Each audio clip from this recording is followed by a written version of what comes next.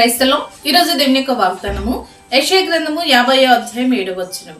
యెహోవా నాకు సహాయం చేయవాడు గనక నేను సిగ్గుపడలేదు. దేవుడి వాక్యం దీవించును గాక. ఆమేన్.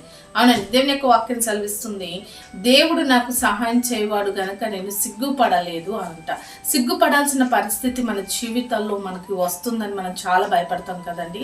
అయితే భక్తుడు చెప్తున్నాడు, దేవుడు నేను కలిగి ఉన్నాను కాబట్టి నా దేవుని యొక్క సహాయమును బట్టి నేనేం చేయలేదు, సిగ్గుపడలేదు. నువ్వు ఏ విషయంలో సిగ్గుపడాల్సి వస్తుందని కృంగిపోతున్నావా, ఆధారపడుతున్నావా? నేను అన్ని జనుల మంది సిగ్గుపడతానా, నా అనుకున్న వారి మధ్య నేను సిగ్గుపడతానా, నా కుటుంబ సభ్యులు ఎదుట నేను సిగ్గుపడతానా, నా స్నేహితులు ఎదుట సిగ్గుపడే పరిస్థితి నాకు వస్తుందా ఏంటి అని చెప్పేసి నువ్వు కృంగిపోతూ, ఆధారపడుతూ, దుఃఖపడుతూ, ఒంటరిగా నలిగిపోతూ ఉన్నావా?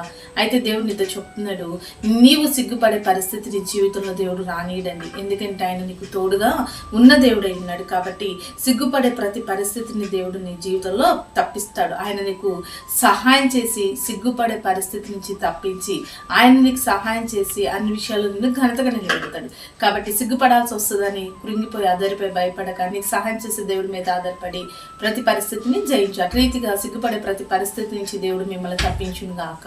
ఆమేన్. ప్రార్థన చేసుకుందామండి. సకల ఆశీర్వాదాల కారణభూతుడమైన మా ప్రియ పరలోకపు తండ్రి, ఈ యొక్క ప్రార్థనలోకి ఇస్తున్న ప్రతి బిడ్డను కూడా మీరు జ్ఞాపకం చేసుకో. ఏ విషయంలో ఎవరిని బట్టి వారు సిగ్గుపడాల్సి వస్తుందని కృంగిపోతున్నారో ఆ పరిస్థితిని అంతటి నుంచి వారికి విడుదల తెచ్చి వారి జీవితంలో నీవే ఘనతనిచ్చి సహాయం చేయమని యేసు నామములో ప్రార్థిస్తున్నాం తండ్రి. ఆమేన్.